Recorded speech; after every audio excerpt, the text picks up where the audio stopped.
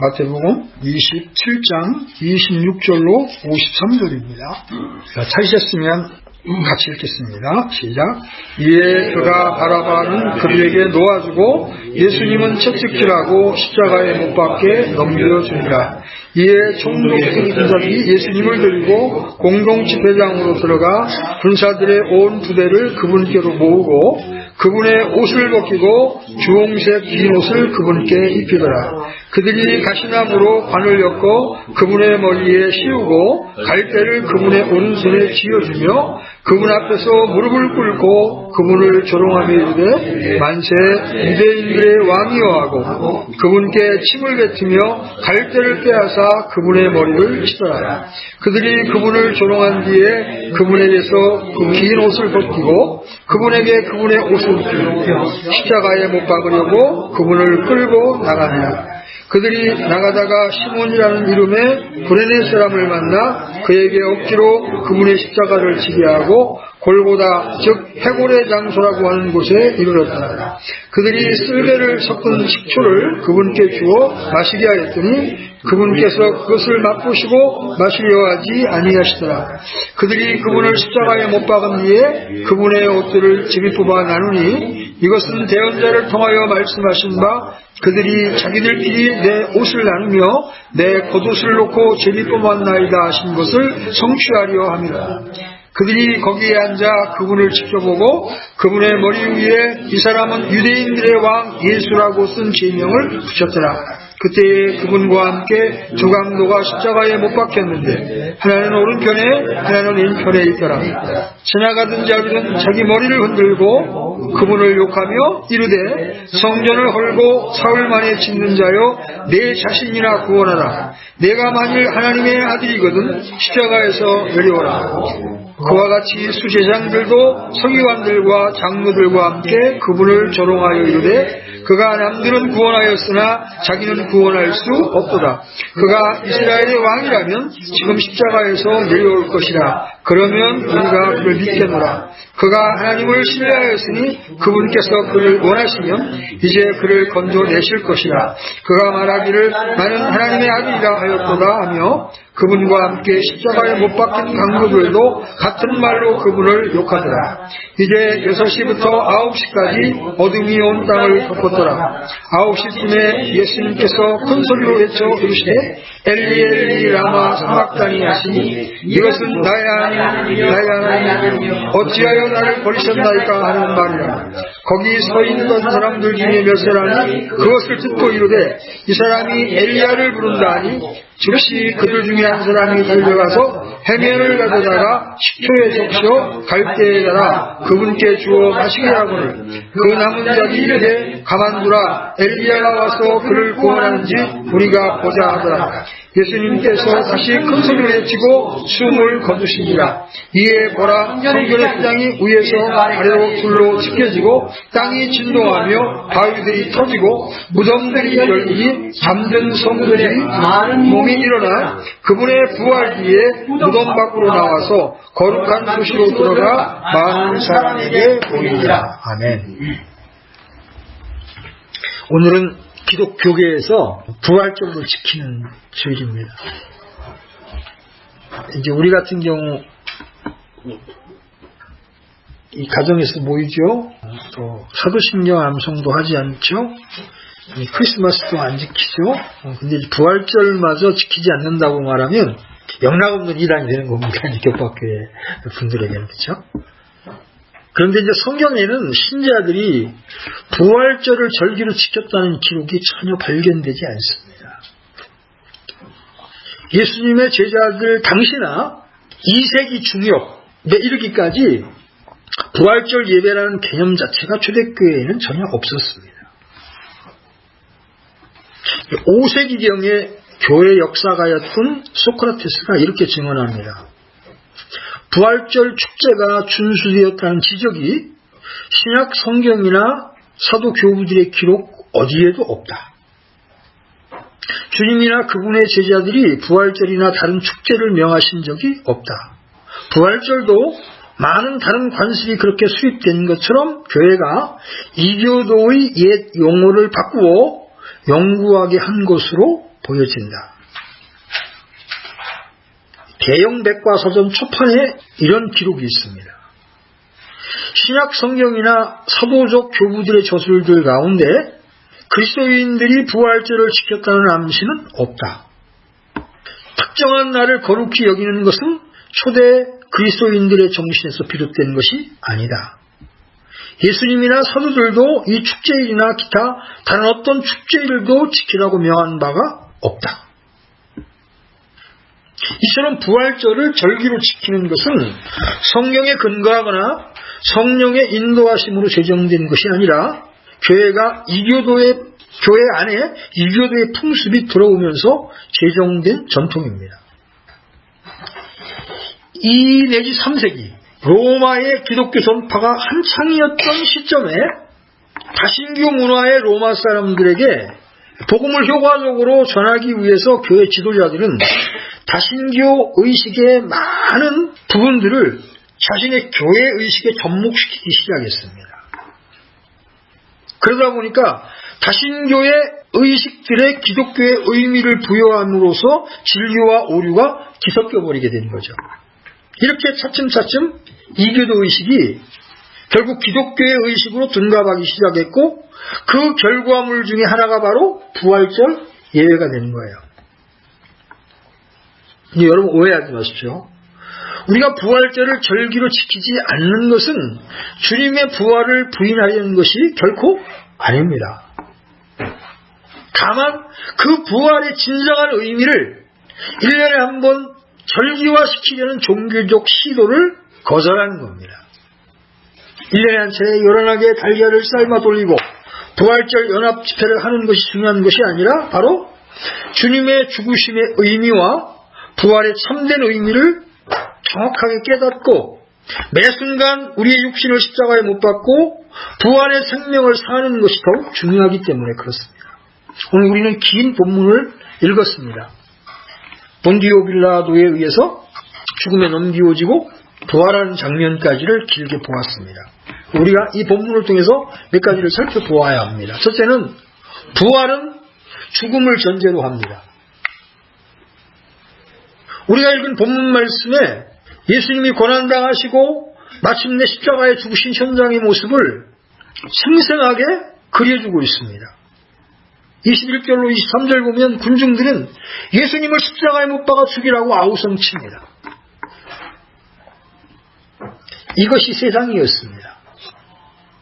본디오 빌라도가 아무리 수사해봐도 죄를 발견할 수 없었던 그분을 바라바 대신 죽이라고 소리 지르는 것이 바로 세상입니다. 오늘도 다른 종교는 다 좋지만 기독교는 싫다고 하는 사람들이 많습니다. 여러분 보통 우리 이제 동창회 밴드나 이런 데서 자주 논쟁이 일어나는 게 종교의 문제와 정치의 문제입니다. 그죠? 이제 정치는 진보와 보수로 나뉘어져 가지고 서로 다른 생각을 가지고 있으니까 우리 가능하면 동창회 카페에서는 정치 얘기하지 말자. 왜냐하면 서로 마음이 이제 힘들어지니까요. 근데 이제 정치 얘기만 하지 말자고 그러는 게 아니라 종교 얘기는 하지 말자고 합니다. 그런데 재밌는 거는요, 종교 얘기를 하지 말자고 하면서 불교 얘기나 유교 이야기는 해도 누구도 시비를 걸지 않습니다. 그런데 예수님에 대한 이야기나 성경 진리라고 하는 말을 얼핏이라도 비치게 되면 바로 태클이 들어옵니다. 우리 종교 얘기하지 맙시다 이렇게 기이하죠. 그래서 사람들이 카톡에서 종교 얘기하지 말자고 할 때의 종교는 기독교를 말하는 겁니다. 왜 그렇습니까? 빛이 왔을 때 어둠이 빛을 싫어하라. 예수님과 예수님에 관한 말씀은 빛입니다. 그렇죠? 그래서 어둠인 이 세상이 예수님을 싫어하고 예수님을 거절하는 것은 지극히 당연한 겁니다. 정치가인 총독 빌라도는 이 여론에 굴복하여 예수님을 채찍질하고 십자가에 못 박고 넘겨줍니다. 그래서 그들은 예수님을 끌고 갑니다. 군중 앞에서 옷을 벗겨버립니다. 여러분 우리가 보는 이런 이렇게 사진이나 예수님 십자가에 달린 그림을 보면 앞에는 이렇게 가린 걸로 나타나 있지만요, 십자가형은 완전히 빨가벗겨 보는 겁니다. 가장 치욕스럽고 가장 참혹한 형벌이 십자가의 형벌입니다. 또 가시에 왕관을 만들어 씌워놓고 조롱을 퍼붓습니다. 네가 왕이라며? 그러면서 유대인의 왕이요 만세 이렇게 하면서 침을 뱉습니다. 그 앞에 무릎을 꿇고 비웃으면서 빈정거립니다. 마침내 극악무도한 살인자나 강도를 죽이는 십자가에 예수님을 못 박아 매달았습니다. 옷을 벗겨 제비뽑아 나누고 앉아서 지키고 있습니다. 이런 장면이 지금 우리가 읽은 본문에 쭉 묘사되어 있어요. 그리고 마지막 자존심까지도 깔아뭉개는 온갖 희롱을 다 퍼붓고 있습니다. 지나가는 구경꾼들도 머리를 흔들면서 모욕을 합니다. 여러분 39절 40절 보십시오. 지나가던 자들은 자기 머리를 흔들고 그분을 욕하며 이르되 성전을 헐고 사흘 만에 짓는 자여 내 자신이나 구원하라. 내가 만일 하나님의 아들이거든 십자가에서 내려오라. 수제사장들 서기관들과 장로들도 가만히 있지 않죠? 41절 42절 보십시오. 지금 십자가에서 내려올 것이라. 그러면 우리가 그를 믿겠노라. 그뿐입니까? 이젠 자기 죄로 십자가형을 받게 된 행악자들조차도 주님을 조롱하고 욕합니다. 44절 그분과 함께 십자가에 못 박힌 강도들도 같은 말로 그분을 욕하더라. 온 세상이 심지어 흉악한 범죄를 저질러서 예수님과 함께 사형을 당하고 있는 자들조차 예수님을 조롱하고 비방합니다. 이것이 세상입니다. 이런 세상 가운데 우주를 창조하신 하나님이 인간의 모양을 입고 찾아오신 것입니다. 하나님의 사랑은 여기에서 시작된 것입니다. 그런데 예수님은 그 괴로움과 고통과 모욕을 말없이 다 견디고 계십니다. 끝까지 침묵하십니다. 그 모습을 이사야 대언자는 이렇게 묘사합니다. 여러분 여기를 적어놓으시고 이사야서 53장 7절 한번 보십시오.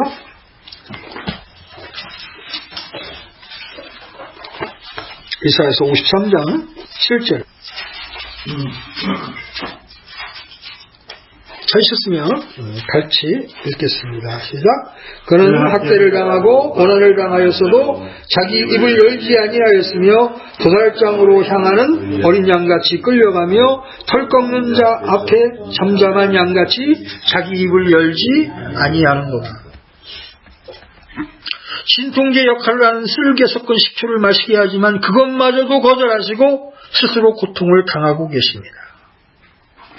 왜냐하면 맑은 정신으로 그 고통과 저주를 친히 맛보셔야 했기 때문입니다. 여러분, 예수님은 하나님이시고 초인적인 능력을 가지고 있기 때문에 이런 고통을 아무렇지 않게 잘 견뎌낼 수 있다고 생각하지 마십시오. 그분이 완전하신 하나님이셨던 것처럼 동시에 그분은 우리와 동일한 완전한 인간이셨습니다.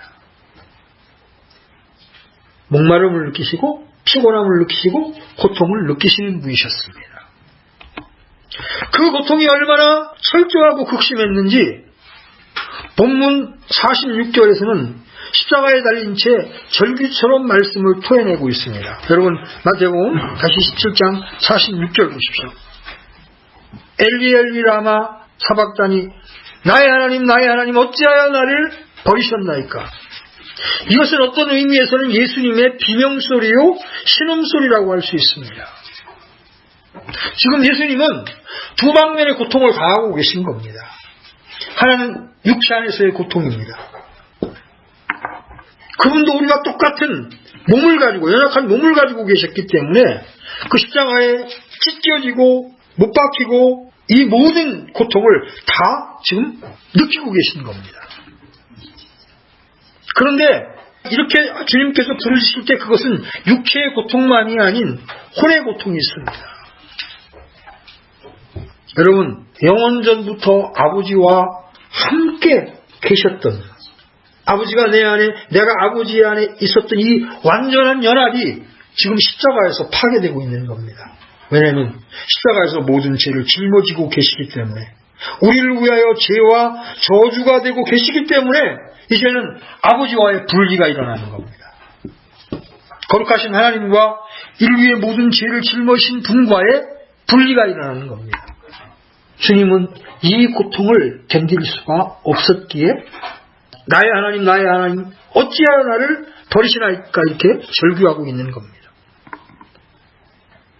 근데 하나님은 침묵하시죠? 아들의 이 절규에 하나님은 침묵하십니다. 왜 그렇습니까? 아들의 이 절규를 들어주게 되면 우리의 구원은 없는 겁니다. 그렇죠? 우리를 살리시기 위하여 아들을 애면하십니다. 그것이 바로 십자가에서 나타난 하나님의 사랑이었습니다. 마침내 예수님은 다시 크게 소리를 지르고 십자가에서 죽으셨습니다. 다 이루었다. 십자가의 죽으심으로 하나님의 구원 계획을 완성하신 것입니다. 자, 여러분, 이 장면을 바라보는 여러분의 감상은 무엇입니까? 여러분 어떤 생각이 드십니까? 예수님이 당하신 멸시, 천대, 고통, 그리고 죽음을 보면서 무슨 생각이 드십니까? 우리 주님이 나를 위하여 지금 이 고난과 죽음을 당하시고 있구나. 참 감사하다. 감격스럽다. 그런 마음이 드십니까? 그래서 여러분 마음이 뭉클해지고 감격의 눈물이 나오려고 하십니까? 그렇다면 여러분은 영적인 분들입니다. 아니면 언젠가 배운 구원의 교리가 생각나서 예수님이 십자가에 고난당하시고 죽으신 것은 우리 죄를 위해서라고 하더라 이러면서 배운 대로 덤덤하게 이 장면을 받아들이고 있지는 않습니까? 저는 구원받은 지 얼마 안 됐을 때 처음 동안 예수님께서 고난당하시고 죽으시는 장면을 볼 때마다 그렇게 마음이 답답했습니다. 물론 처음에는 예수님을 괴롭게 하고 마침내 죽게 하는 그 사람들에게 화가 났습니다. 그런데 정말 화가 나고 우라가 치는 것은 그 사람들 때문이 아니었습니다. 예수님이 하나님의 아들이신데 정면으로 부정을 하고 있고 오히려 조롱거리가 되고 있는데도 예수님은 아무 대책도 없이 마냥 십자가에 매달려 있다는 사실이 너무나 화가 났습니다. 로마 병정들이 입을 놀리죠? 유대인의 왕 만세. 사람들이 예수님 앞에 와서 고개를 짤레짤레 흔들면서 혀를 차고 빈정댑니다. 내가 하나님의 아들이거든 십자가에서 내려와 보라.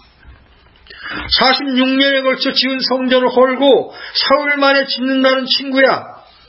내가 만일 하나님의 아들이거든 너를 구원하고 십자가에서 내려오라. 이렇게 빈정대는 겁니다. 사람들이 예수님께 퍼부어댄 말과 행위의 핵심은 예수님이 하나님의 아들이라는 사실에 대한 불신과 비웃음이었습니다. 그런데도 주님은 가만히 계신 겁니다.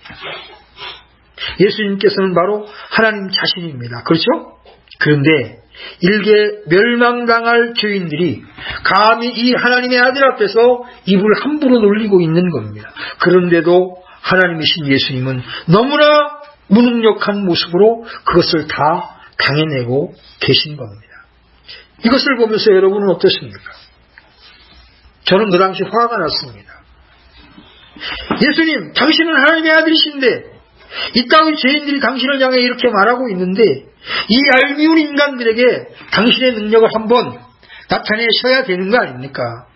십자가에 죽지 말라는 말이 아닙니다. 보란듯이 한번 잠깐 내려와서 당신이 하나님의 아들이라는 것을 증명만 해주면 안 됩니까? 그래서 이 인간들이 꼼짝 못하게 해주고 올라가셔서 죽으면 되지 않는 겁니까? 예수님이 하나님의 아들이시라는 것만 이 사람들이 원하는 대로 증명해주면 안 되겠습니까? 이게 얼마나 좋은 전도의 기회가 되겠습니까? 이것이 우리가 토해낼 수 있는 불만입니다. 여러분과 저는 압니다. 그분이 어떤 분이신지를.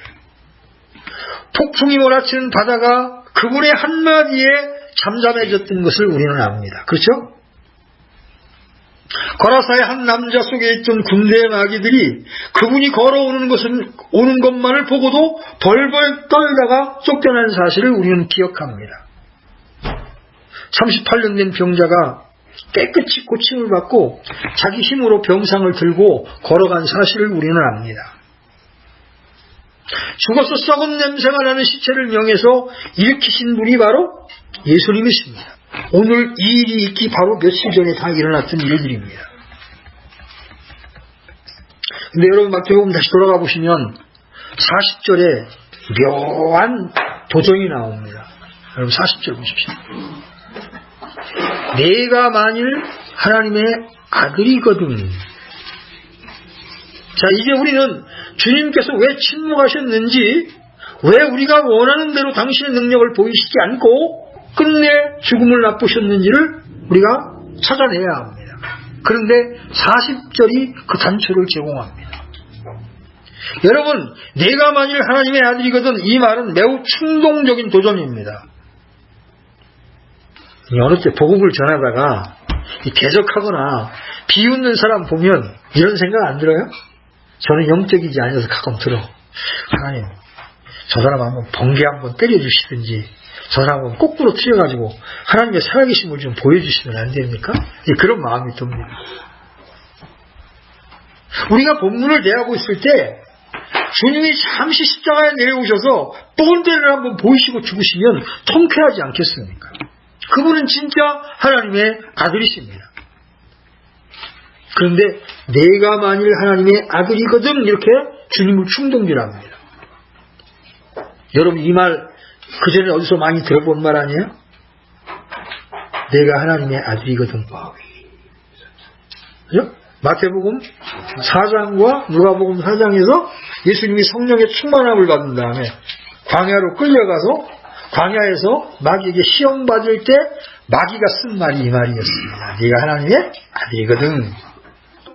마귀가 예수님을 시험하는 다음에 잠시 물러났죠. 그죠? 잠시 물러났다가 지금 십자가에서 다시 나타나는 겁니다. 사람들을 통해서 충동질하고 있는 겁니다. 네가 하나님의 아들이면 내려와라. 예수님은 얼마든지 당신의 능력으로 못을 쫙 한 방에 뽑아내고 내려올 수 있는 분이셨습니다. 그런데 주님은 그렇게 하시지 않으셨습니다. 왜냐하면 그것은 하나님의 뜻이 아니었기 때문에 그렇습니다. 결국 예수님은 단순히 예수님을 조롱하고 침뱉고 고개를 흔들며 비웃고 빈정대는 이 유대인이나 로마 군사들과 싸우고 있는 것이 아니었습니다. 그들은 자기들이 하고 있는 말의 의미도 모른 채, 자기들이 하고 있는 행동이 얼마나 무서운 일인지도 알지 못한 채 지금 사탄의 도구의 역할을 하고 있는 겁니다. 우리는 때때로 우리가 쏟아놓고 있는 말이나 우리가 행하고 있는 행위의 의미를 깊이 생각해 보아야 합니다. 자기도 모르게 사탄의 일의 역할을 할 수가 있습니다. 때로는 편견으로, 때로는 무지로 영혼들을 실족시킬 수도 있고 교회를 파괴시킬 수도 있습니다. 때로 우리가 그렇게 시험 든 사람들을 격리시키되 미워할 수 없는 것은 바로 적군의 포로가 되어 있는 꼴이기 때문에 그렇습니다. 사실 예수님은 십자가 위에서 사탄과 싸우고 계셨습니다. 사탄이 첫 번째 아담을 시험하여 넘어뜨린 이래 인간에게 임한 죽음과 저주는 너무나 비참한 것입니다. 그래서 둘째 아담이신 예수님께서는 이제 십자가에서 당신이 죽으심으로 사망을 이기셔야만 했습니다. 창세기 3장 15절에서 말씀하신 여자의 씨로 오셔서 사탄의 머리를 상하게 하는 그 싸움을 지금 예수님이 십자가 위에서 하고 계시는 겁니다. 주님이 십자가에서 침묵하시고 죽으시는 그 순간이 사탄이 완패를 당하는 순간입니다. 그러므로 주님의 죽음은 사망을 멸하는 죽음입니다. 참 역설이죠? 사망으로 죽음을 이기는 죽음이었습니다. 사망이 승리 가운데 삼켜졌도다 하는 말씀이 성취되는 순간입니다. 우리 히브리서 2장 14절로 15절 한번 보십시오. 히브리서 2장 14절로 15절입니다. 찾으셨으면 같이 읽겠습니다. 시작. 그런즉 자녀들은 살과 피에 참여한 자들이므로 그분도 마찬가지로 같은 것의 일부를 취하셨으니 이것은 그분께서 죽음을 통해 죽음의 권능을 가진 자 곧 마귀를 멸하시고 또 죽음을 두려워하여 평생도록 속박에 얽매일 자들을 건져내려 하십니다. 왜 죽으셨습니까? 왜 끝까지 침묵하셨습니까? 바로 죽음으로 죽음을 멸하시고 그 죽음의 종로로 타는 우리를 건져내기 위하여 이 일을 행하고 계신 것입니다. 그러나 사탄이 주님을 죽지 못하게 묶어줄 수 없었듯이 죽음이 또한 주님을 죽음에 머물도록 내어놓을 수가 없었습니다. 부활이 전제되어 있는 죽음이었습니다. 여러분 마태복음 27장 53절 다시 돌아가 보십시오. 53절도 주님이 죽는 순간에 일어난 일을 말하면서 동시에 부활의 순간에 일어난 일을 자연스럽게 말씀하고 있습니다. 어떤 의미에서 주님의 죽음은 부활의 시작이었습니다. 그러므로 주님이 고난당하셨다는 것의 의미가 무엇인가? 주님이 죽으심으로 무슨 일이 일어났는가를 생각하면 찬양할 수밖에 없는 겁니다. 우리가 주님이 고난당하신 고난주간에 초상집에 온 것처럼 옷을 입어야 하고 웃어도 안 되고 즐거운 낯빛을 해도 안 되는 것이 아닙니다. 카톨릭처럼 성금요일이라고 고기를 안 먹으면서 고난에 참여하는 척하지 말라는 것입니다. 왜냐하면 주님의 죽음은 부활을 전제한 죽음이기 때문에 그렇습니다. 그날은 주님 편에서는 승리한 날이요 우리 편에서는 우리가 살아난 날이기 때문입니다. 물론 한편 생각하면 끔찍하고 슬프고 심각하기도 합니다. 우리의 죄의 참혹함을 보기 때문입니다. 우리의 죄가 얼마나 더럽기에 죄 없는 하나님의 아들께서 이 땅에 오셔서 저렇게 참혹하게 저주스러운 죽음을 맛보셔야 했습니까? 무엇이 우리 주님은 이렇게 참혹한 죽음을 죽게 하셨습니까? 바로 내 죄 때문이었습니다. 그러나 우리의 죄 때문에 죽으셨지만 우리 주님은 사망을 이기시고 살아나셨습니다. 사망이 그분을 붙잡지 못했습니다. 그분이 죽음 그 자체로 묶여있을 수 없는 것은 그분이 하나님의 아들이요 부활이 전제되어 있는 죽음이었기 때문입니다. 여러분 고린도전서 15장에서 바울이 복음을 설명하면서 어떻게 말해요? 성경 기록대로 죽으셨고 묻히셨으며 그 다음에 부활을 말할 때도 그냥 살아나셨고 하지 않고 뭐라고 말해요? 성경 기록대로. 오후 시간에 제가 구약 성도들의 부활 신앙에 대해서 잠깐 좀 성경 공부를 다루겠습니다. 그러면 바울이 성경 기록대로라고 말할 때 그 성경 기록은 신약 성경입니까? 구약 성경입니까? 구약 성경이겠죠, 그죠? 그때는 신약 성경이 완성되기 전이니까. 구약 성경에는 예수님이 죽으시고 부활할 것에 대한 모형과 그림자가 절비하게 나타나 있습니다. 그래서 마침내 그분은 사망을 깨뜨리시고 살아나셨어요. 그리고 우리에게 불멸을 죽지 아니함을 밝히 드러내 주신 겁니다. 우리 디모데후서 1장 10절 한번 열어보십시오.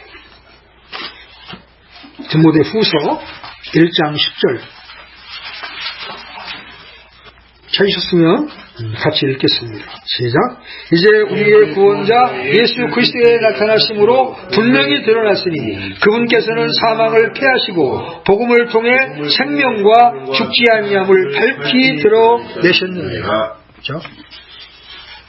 우리가 예수님은 나의 주님이십니다라고 고백하는 순간 예수님이 이루신 죽음과 부활이 바로 우리 자신의 것이 되었다는 이 사실을 생각하면 기쁨과 감격의 찬송을 부를 수밖에 없는 것입니다. 사도 바울이 이 진리를 말하면서 그렇게 힘차게 불러댄 부활의 찬송이 이제 우리의 찬송이 되는 것입니다. 여러분 고린도전서 15장 한번 넘어가시죠. 고린도전서 15장 53절로 54절. 고린도전서 15장 53절로 54절 바울이 부르는 부활의 찬송을 한번 보십시오. 같이 읽습니다. 시작. 이 썩을 것이 반드시 썩지 아니함을 입고 이 죽을 것이 반드시 죽지 아니함을 입으리로다. 그리하여 이 썩을 것이 썩지 아니함을 입고 이 죽을 것이 죽지 아니함을 입을 때 기록된 바 사망이 승리 가운데 삼켜졌도다 하신 말씀이 성취되리라. 55절 같이 읽습니다. 오 사망아 너의 쏘는 것이 어디 있느냐. 오 무덤아 너의 승리가 어디 있느냐. 그죠? 사망과 무덤을 조롱할 수 있는 자들이 된 것입니다. 아멘? 왜? 우리 안에 주님의 부활의 생명이 있으므로 우리는 더 이상 죽음을 두려워하지 않는 자들, 사망을 조롱할 수 있는 자들, 우리를 가둘 무덤을 조롱할 수 있는 자들이 된 것입니다. 아멘? 여러분 한번 곰곰이 생각해 보십시오. 우리가 입은 구원이 얼마나 놀라운 것인가. 능히 십자가에서 내려올 수 있는 분임에도 불구하고 끝까지 고난을 당하시고 그 십자가 위에서 우리를 위하여 죽으신 주님을 여러분 이 시간 기억해 보십시오. 내가 죽음으로 내가 살리라. 여러분 그 사랑 때문에 오늘도 우리는 산자가 되어서 주님을 찬양할 수 있는 자리에 서게 된 것입니다. 우리 모두가 이 사랑을 함께 고백하고 이 찬양을 드리기 위해서 오늘 이 자리에 있는 것입니다. 이제 마지막으로 이 주님의 죽으심과 부활이 우리에게 주는 구체적인 유익을 한번 살펴보겠습니다. 주님의 죽으심과 부활이 주는 첫 번째 유익은 우리가 하나님 앞에 의롭다함을 얻는 것입니다. 아멘? 로마서 4장 25절 그분께서 우리의 범죄로 인하여 넘겨주셨으며 우리의 칭의, 우리의 의롭다함을 위하여 다시 일으켜졌느니라.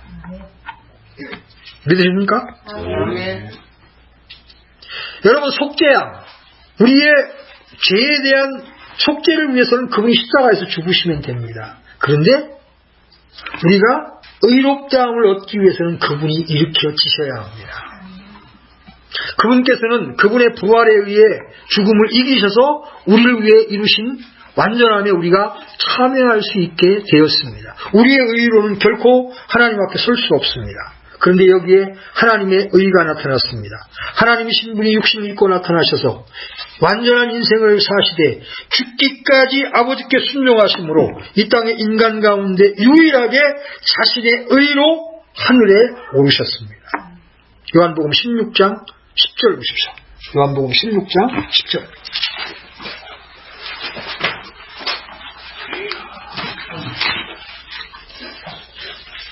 요한복음 16장 10절 같이 읽겠습니다. 시작.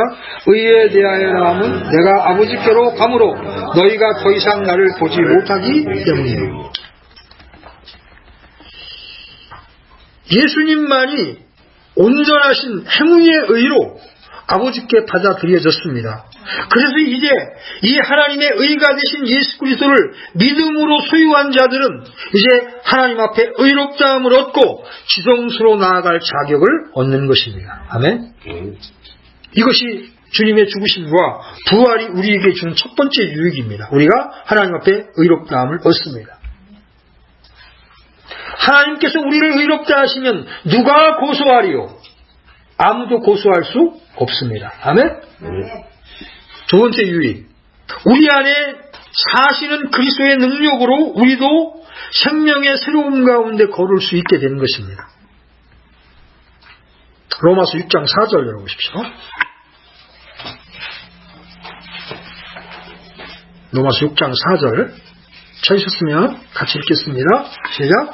그러므로 우리가 죽음 안으로 침례를 받아 그분과 함께 묻혔나니 이것은 그리스도께서 아버지의 영광을 힘입어 죽은 자들로부터 일으켜진 것 같이 우리도 생명의 새로움 가운데 걷게 하려 하십니다. 주님은 부활 승천하시고 나머지는 너희들이 알아서 하라 하시지 않고 아버지께서 약속하신 저 거룩한 성령을 믿는 자들 안에 선물로 주십니다. 아멘? 우리가 거듭날 때 우리 영이 살아날 뿐만 아니라 그분의 영이 우리 안에 들으셔서 우리의 생명으로 사십니다. 육신을 이기도록, 죄를 이기도록, 사망의 권세를 이기도록 생명을 우리 안에 넣어주시고 그 생명으로 살게 하신다. 그런데 지금 로마서 6장 4절에 의하면 아버지의 영광을 힘입어 죽은 자들로부터 일으켜진 것 같이 지금 부활을 언급하면서 주님이 부활하신 그 두 번째 목적이 우리로 생명의 새로움 속에 걷게 하려 하시리라. 아멘. 옛사람의 사망 가운데 걷는 것은 이제 우리를 구원하신 주님을 슬프게 하는 일입니다.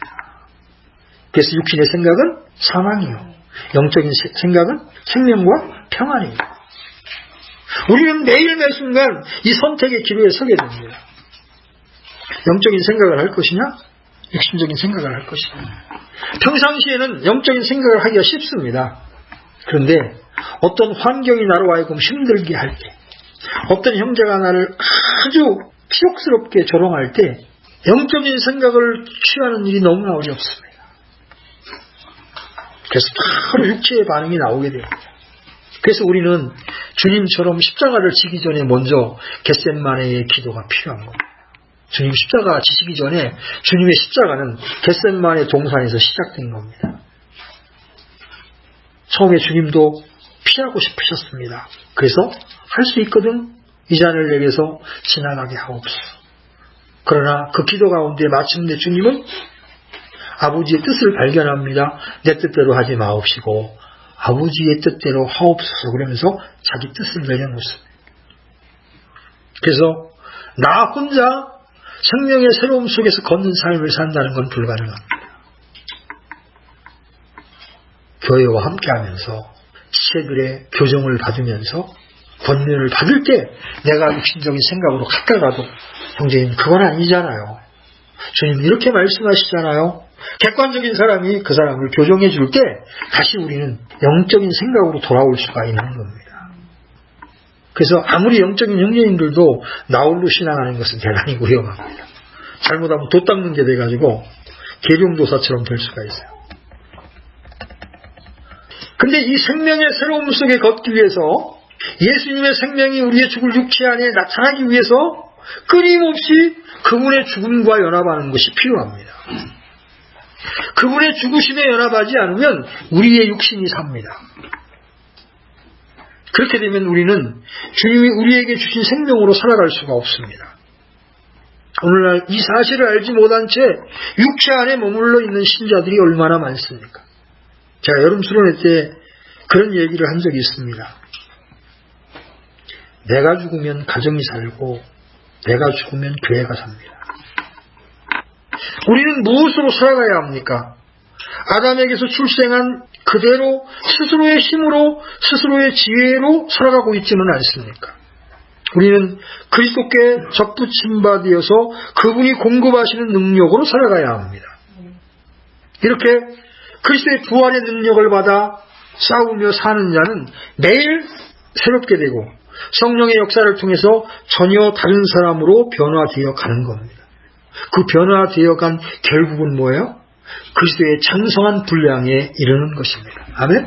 그것이 우리 신앙의 파이널 골입니다. 세 번째, 주님의 부활이 주시는 유익. 주님 오실 때 우리의 몸도 부활할 것이라는 점입니다. 아멘? 예수 그리스도 안에서 새로운 피조물이 된 사람만이 부활의 소망을 받을 수가 있는 겁니다. 이교도들이 몸의 부활을 믿지 않는 건 이해가 되는데 소위 영적이라는 사람들 중에서도 몸의 부활을 믿지 않는 사람들이 있습니다. 그냥 예수님의 영이 우리 안에 오셔서 우리의 영이 살아난 거, 이 영적 부활이 전부지 무슨 썩어질 몸이 이거 흙속에 들어간 게 부활 아니야 이렇게 말하시는 분들이 아주 고급스러운 신앙을 한다는 분들 가운데 있습니다. 초대교회 당시에도 부활이 지나갔다고 주장하는 무리들이 있었습니다. 기억하십니까? 후메네오와 빌레도. 디모데후서 2장 18절 한번 열어보십시오. 디모데후서 2장 18절.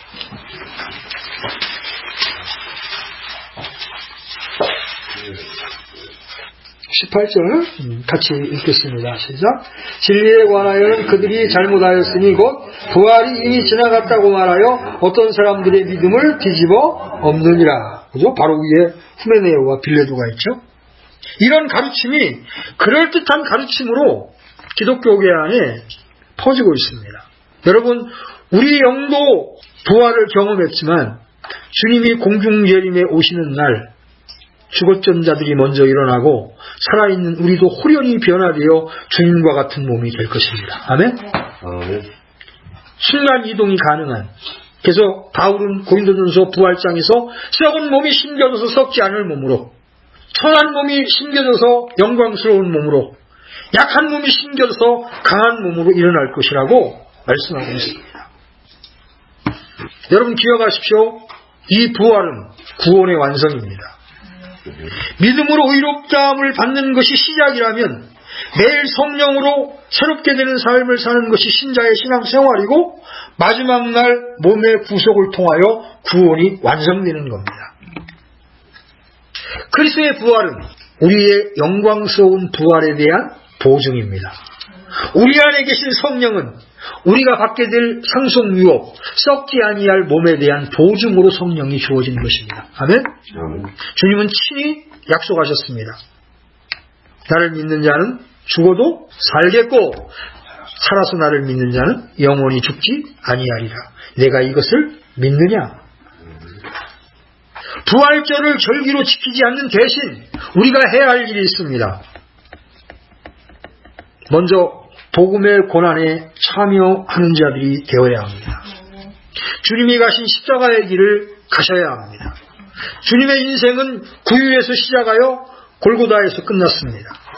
그러나 하나님께서 그분을 높이 올리시고 모든 이름 위에 이름을 그분에게 주셔서 하늘에 있는 것들과 땅에 있는 것들과 땅 아래에 있는 것들의 모든 무릎이 예수라는 이름에 굴복하게 하시고, 또 모든 혀가 예수 그리스도는 주시라고 시인하여 하나님 아버지께 영광을 돌리게 하셨습니다.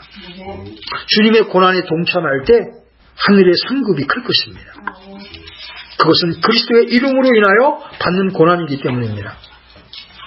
그리고 생명의 새로운 가운데 날마다 부활의 생명으로 죄를 거절하시고 세상을 거절하십시오. 그렇지 못하면 그분의 죽으심과 부활의 유익을 상실하는 겁니다. 마지막으로 주님의 나타나심을 소망하면서 자신을 순결하게 하십시오. 주님을 기다리는 신부의 태도가 이도령을 기다리는 춘향이의 마음보다 못해서야 되겠습니까? 우리 요한일서 3장 2절 한 절 마지막 보고 말씀을 마무리하겠습니다. 요한일서 3장 2절. 부활을 소망하는 사람들이 어떻게 살아야 됩니까? 요한일서 3장 2절로 3절 같이 읽겠습니다. 시작. 사랑하는 자들아, 이제 우리는 하나님의 아들들이니라. 우리가 앞으로 어떻게 될지는 아직 나타나지 아니하였을 때 그분께서 나타나시면 우리가 그분과 같게 될 줄 아노니, 이는 우리가 그분을 그분께서 계신 그대로 볼 것이기 때문이라. 그분 안에서 이 소망을 가진 자마다 그분께서 순결하신 것 같이 자기를 순결하게 하느니라. 우리를 죄악에서 건지시고 이 부활의 복된 소망을 주신 주님을 찬양합니다. 아멘. 네, 기도하겠습니다. 하나님 아버지, 부활절 절기로 바쁜 때지만 주님이 우리에게 허락하신 부활은 특정한 날을 지키는 것이 아니라 매일 매 순간 그 부활의 능력으로 생명의 새로움 속에 걸으며 주님의 오심을 사모하며 우리가 순결하게 사는 것임을 성령을 통하여 저희들에게 가르쳐 주시니 감사합니다. 이 말씀들이 우리 마음속에 깊이 새겨져서 이 부활의 신앙으로 사는 자들이 되기를 원합니다. 주님, 매 순간 가르쳐 주시고 또 우리가 은혜의 보좌 앞에 나아갈 때마다 그 능력을 공급해 주셔서 이 땅에 살면서 부활하신 주님을 증거할 수 있는 그러한 신자들로, 그러한 교회로 자라날 수 있도록 은혜를 베풀어 주시옵소서. 우리를 위하여 그 참혹한 죽음을 맛보시고 또 사망 권세를 깨뜨리시고 살아나셔서 우리에게 이 산 소망을 주신 주님을 이 시간 경배하고 찬미합니다. 홀로 영광을 받아 주시옵소서. 예수님의 이름으로 기도드렸습니다. 아멘.